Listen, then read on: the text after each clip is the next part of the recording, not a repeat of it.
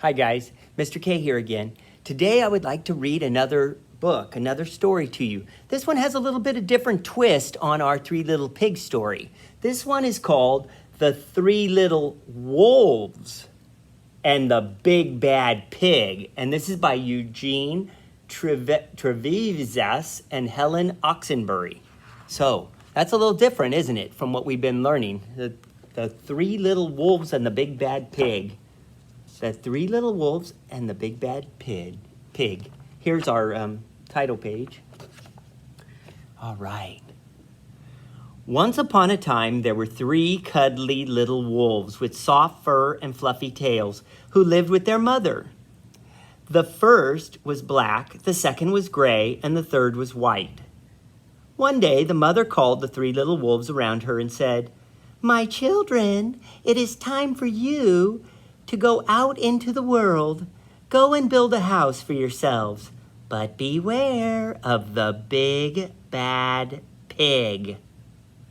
"Oh, don't worry, Mother. We will watch out for him," said the three little wolves, and they set off.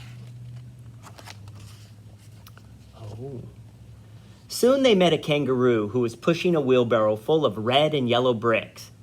"Please, will you give us some of your bricks?" asked the three wolves. "Certainly," said the kangaroo, and she gave them lots of red and yellow bricks. So the three little wolves built themselves a house of bricks. Look at that, they're working very hard.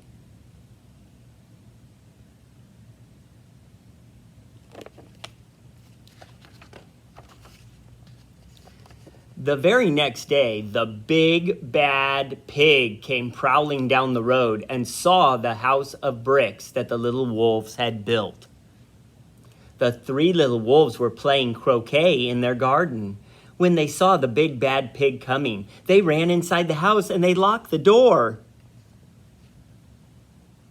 This is very different from our other stories.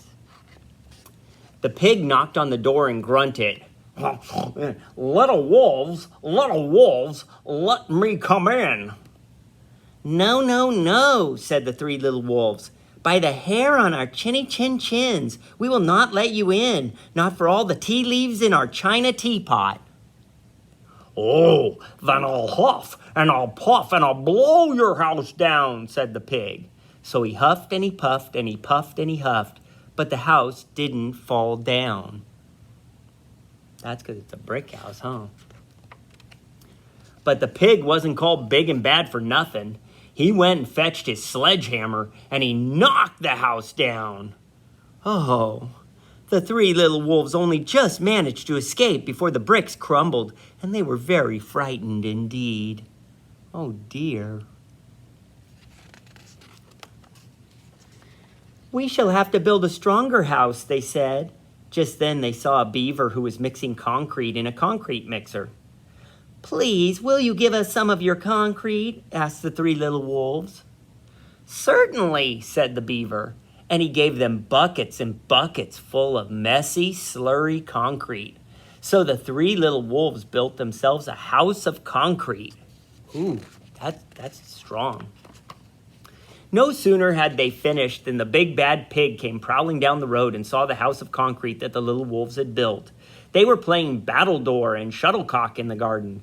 And when they saw the big bad pig coming, they ran inside their house and they shut the door. The pig rang the bell and said, "Little frightened wolves, let me come in." "No, no, no," said the three little wolves. "By the hair on our chins, we will not let you in, not for all the tea leaves in our china teapot." "Then I'll huff and I'll puff and I'll blow your house down," said the pig. So he huffed and he puffed and he puffed and he huffed, but that house didn't fall down. But the pig wasn't called big and bad for nothing. He went and fetched a pneumatic drill and smashed the house down. Yeah, that's a jackhammer, huh? That breaks up concrete. The three little wolves managed to escape, but their chins were trembling and trembling and trembling. Oh. I wonder what can they make their house out of this time? What would they build it out of? Bricks? Concrete? We shall build an even stronger house, they said, because they were very determined. Just then they saw a truck coming along the road carrying barbed wire, iron bars, armor plates, and heavy metal padlocks. Please, will you give us some of your barbed wire, a few iron bars and armor plates, and some heavy metal padlocks? They said to the rhinoceros, who was driving the truck. Sure, said the rhinoceros, and he gave them plenty of barbed wire, iron bars, armor plates, and heavy metal padlocks. He also gave them some plexiglass and some reinforced steel chains, because he was a generous and kind-hearted rhinoceros. So the three little wolves built themselves an extremely strong house. It was the strongest, securest house one could possibly imagine. They felt absolutely safe. Look at that house. Wow. The next day, the big bad pig came prowling along the road as usual. The three little wolves were playing hopscotch in the garden when they saw the big bad pig coming. They ran inside their house, bolted the door, and locked all the 37 padlocks. The pig dialed the video entrance phone and said, "Little frightened wolves with the trembling chins, let me come in." "No, no, no," said the little wolves. "By the hair on our chinny chin chins, we will not let you in. Not for all the tea leaves in our china teapot." "Then I'll huff and I'll puff and I'll blow your house down," said the pig. So he huffed and he puffed and he puffed and he huffed, but that house didn't fall down. But the pig wasn't called big and bad for nothing. He brought some dynamite, laid it against the house, lit the fuse, and... oh dear, look at that dynamite. Oh man, the house blew up. The three little wolves just managed to escape with their fluffy tails scorched. Look at them running. They've got their teapot. And look at, there's the pig over there. He's got the detonator. Kaboom. Something must be wrong with our building materials, they said. We have to try something different. But what? At that moment, they saw a flamingo coming along, pushing a wheelbarrow full of flowers. "Please, will you give us some of your flowers?" asked the little wolves. "With pleasure," said the flamingo, and he gave them lots of flowers. So the three little wolves built themselves a house of flowers.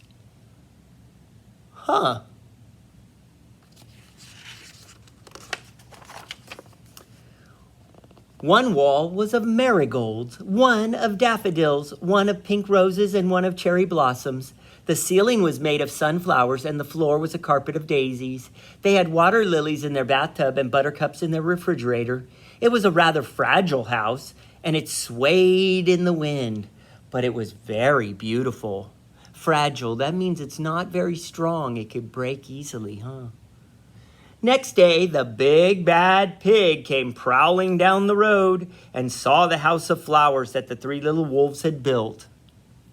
He rang the blue bell at the door and said, "Little frightened wolves with the trembling chins and the scorched tails, let me come in." "No, no, no," said the three little wolves. "By the hair on our chinny chin chins, we will not let you in, not for all the tea leaves in our china teapot." "Oh, then I'll huff and I'll puff and I'll blow your house down," said the pig. But as he took a deep breath, ready to huff and puff, he smelled the soft scent of the flowers. It was fantastic.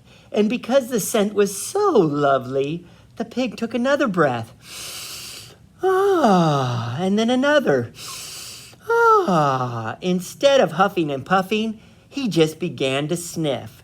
He sniffed deeper and deeper until he was quite filled with the fragrant scent.